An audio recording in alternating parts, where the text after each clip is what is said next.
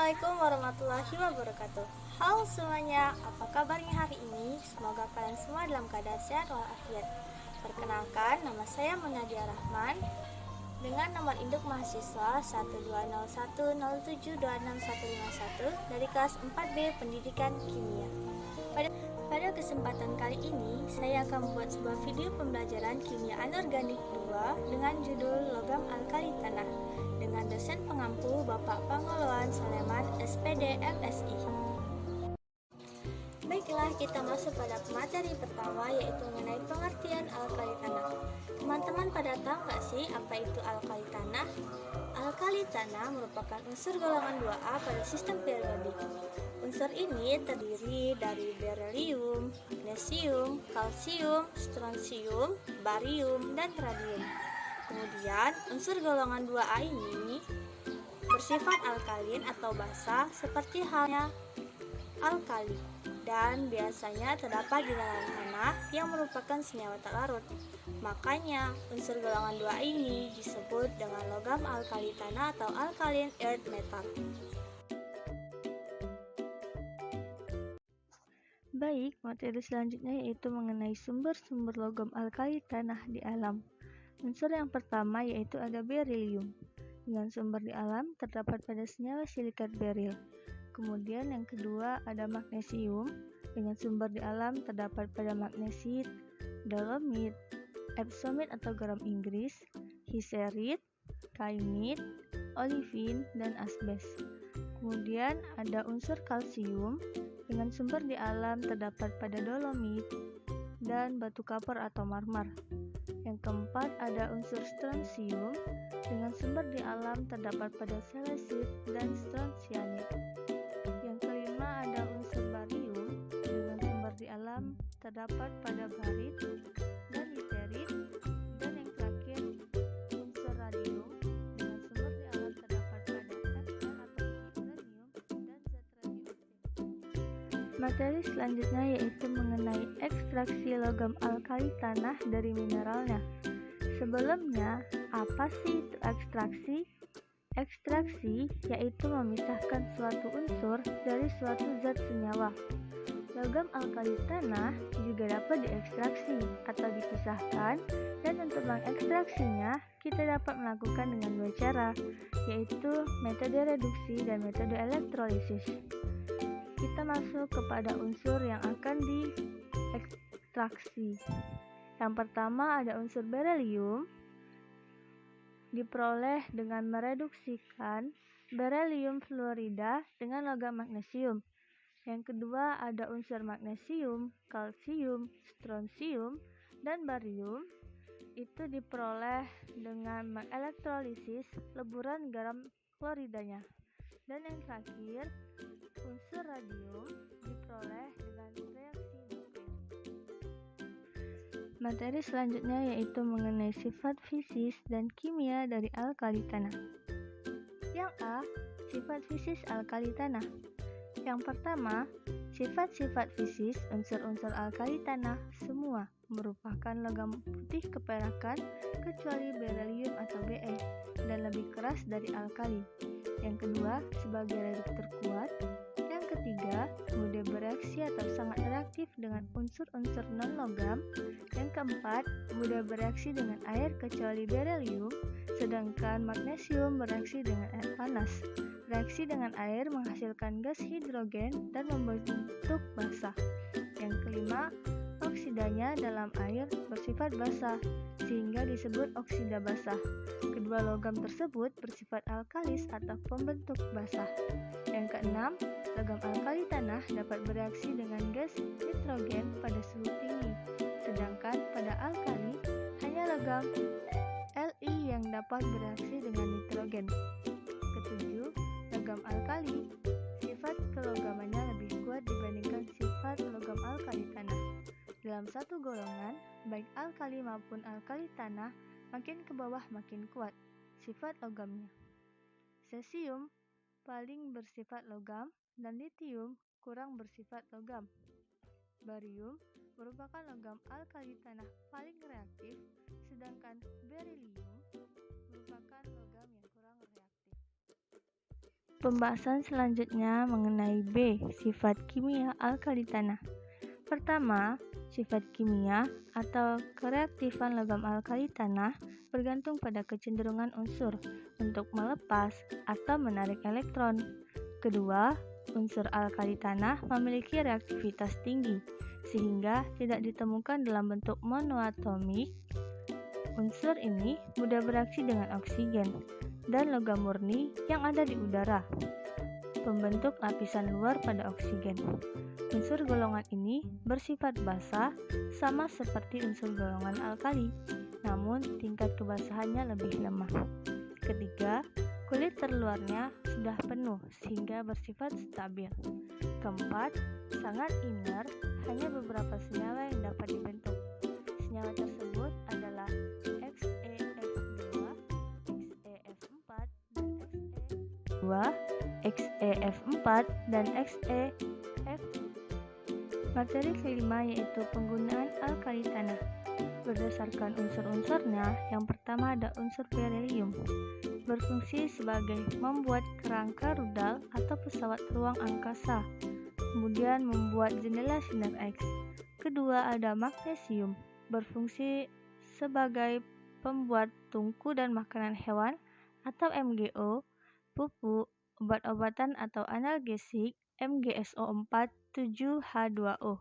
Yang ketiga ada kalsium, berfungsi sebagai pengolahan air dan pabrik baja atau CaO, kemudian mortar, kemudian lapisan kertas dan antasid CaSO4, serta dinding semen dan pupuk atau CaHPO4 2 kali. Yang keempat ada strontium, berfungsi sebagai pembuat kembang api. Yang kelima ada barium, berfungsi sebagai racun tikus atau BaCO3 serta minyak, sebagai pigmen cat dan penggiling lumpur atau BaSO4. Terakhir ada radium sebagai obat untuk materi selanjutnya yaitu mengenai karakteristik, sintesis hidroksida, dan sifat-sifat senyawa peroksida alkali tanah. Yang pertama itu ada halida, kemudian sulfat, karbonat, oksida, dan hidroksida. Baik, kita masuk kepada karakteristik senyawa peroksida alkali tanah. Yang pertama ada halida. Logam golongan 2 bereaksi langsung dengan halogen untuk membentuk halida, kecuali halida dari berelium.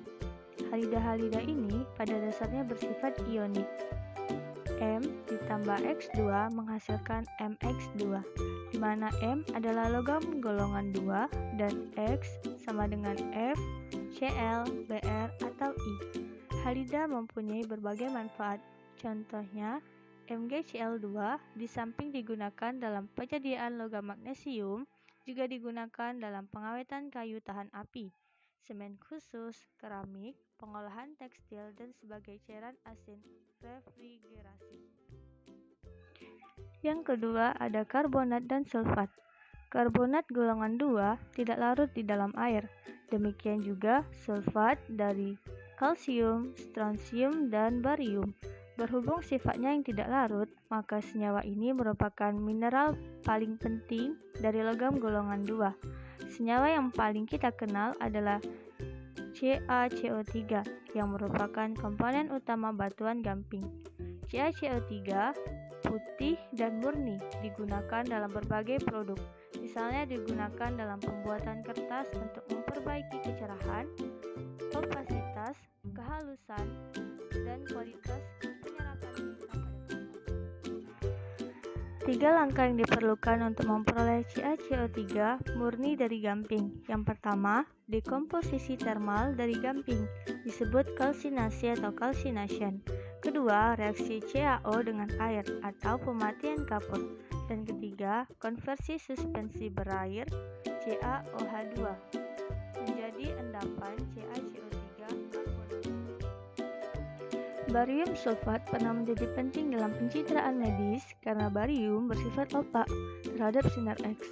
Meskipun ion barium bersifat toksik, senyawa BaSO4 sangat tidak larut, sehingga aman digunakan sebagai susu barium untuk menyalut lambung atau saluran gastrointestinal bagian atas. atau dalam barium edema untuk saluran gas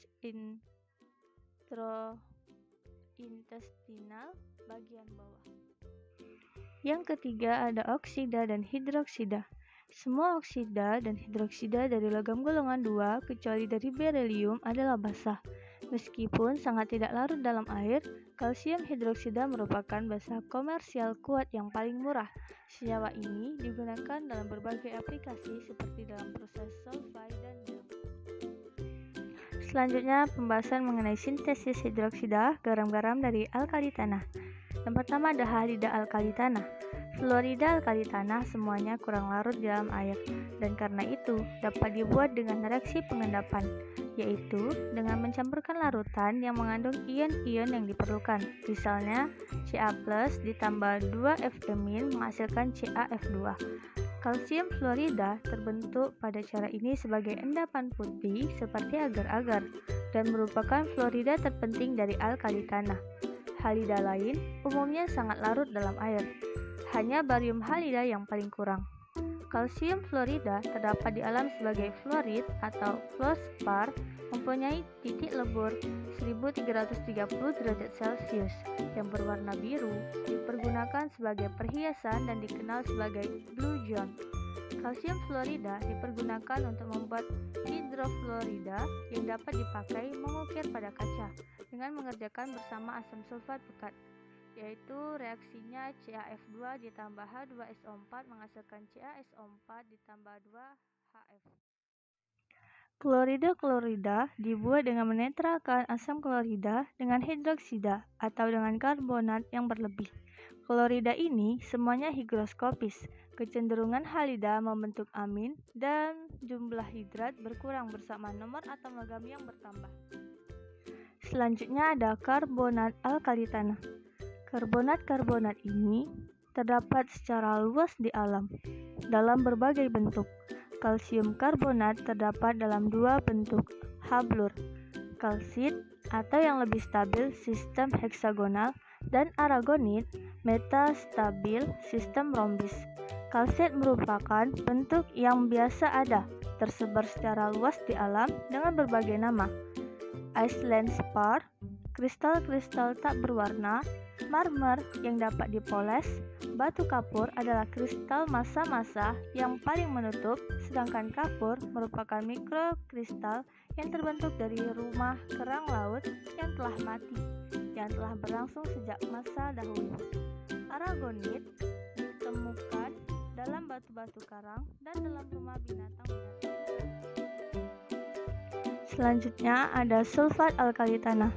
Kalsium sulfat terdapat di alam sebagai anhidrat atau CaSO4 atau sebagai dihidrat CaSO4 2H2O atau gips dalam berbagai bentuk yang dikenal sebagai selenit atau transparan, satin spar atau batu sutra berserat, dan sebagai batu pualam atau gelap. Sulfat alkali tanah praktis tidak larut dalam air, dan kelarutannya makin berkurang bersamaan dengan nomor atom logam yang bertambah. Barium sulfat didapat di alam sebagai barit atau batu berat, zat padat putih dan merupakan sulfat yang paling sukar larut, meski ia juga dapat larut dalam larutan natrium karbonat pekat yang mendidih. Barium sulfat dipergunakan dalam industri kertas guna memperbaiki kekaburan atau keadaan yang gelap dan berat kertas. Zat warna putih litofon merupakan suatu campuran dari barium sulfat dan zinc sulfat. Ini dibuat dari barium sulfat bersama larutan zinc sulfat. Selanjutnya ada nitrat alkali tanah. Senyawa nitrat logam alkali tanah dapat diperoleh dari reaksi netralisasi asam nitrat encer oleh hidroksida padat atau karbonatnya.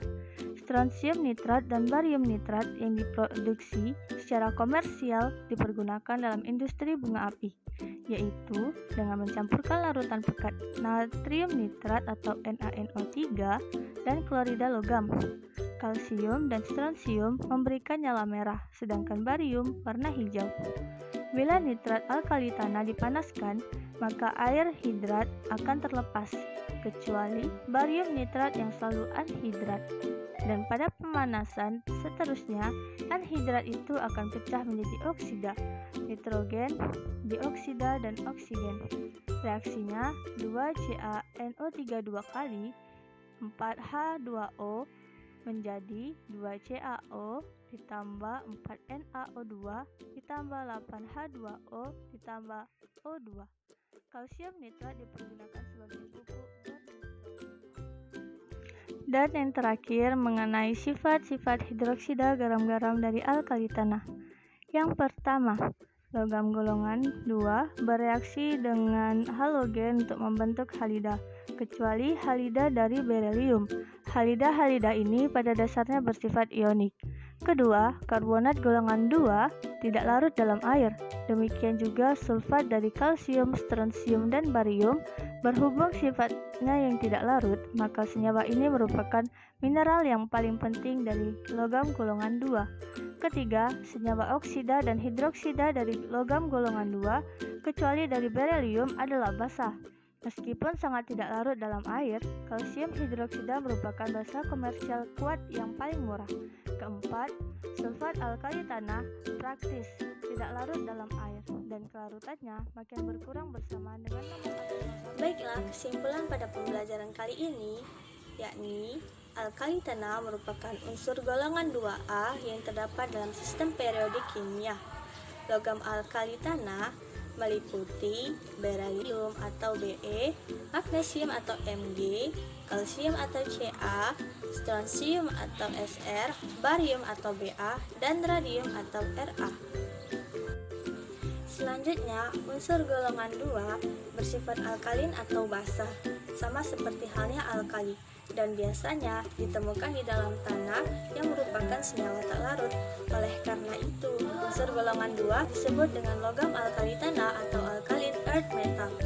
Logam alkali tanah bersifat reaktif. Oleh karena itu, di alam hanya ditemukan dalam bentuk senyawanya saja. Selanjutnya, logam alkali tanah memiliki berbagai sifat, yaitu ada sifat fisis dan kimia, serta memiliki kegunaannya masing-masing. Kemudian, senyawa-senyawa pada logam alkali tanah diantaranya ada karbonat, karbida, sulfat, halida, dan nitrat yang memiliki karakteristik, sifat, dan sintesis serta kegunaannya tersendiri. Baiklah, sekian materi pembelajaran dari saya. Lebih dan kurangnya saya mohon maaf. Dan semoga ilmu yang saya berikan dapat bermanfaat buat teman-teman semuanya. Dan jangan lupa untuk like, comment, dan subscribe. Assalamualaikum warahmatullahi wabarakatuh. See you teman-teman, sampai bertemu di video pembelajaran selanjutnya.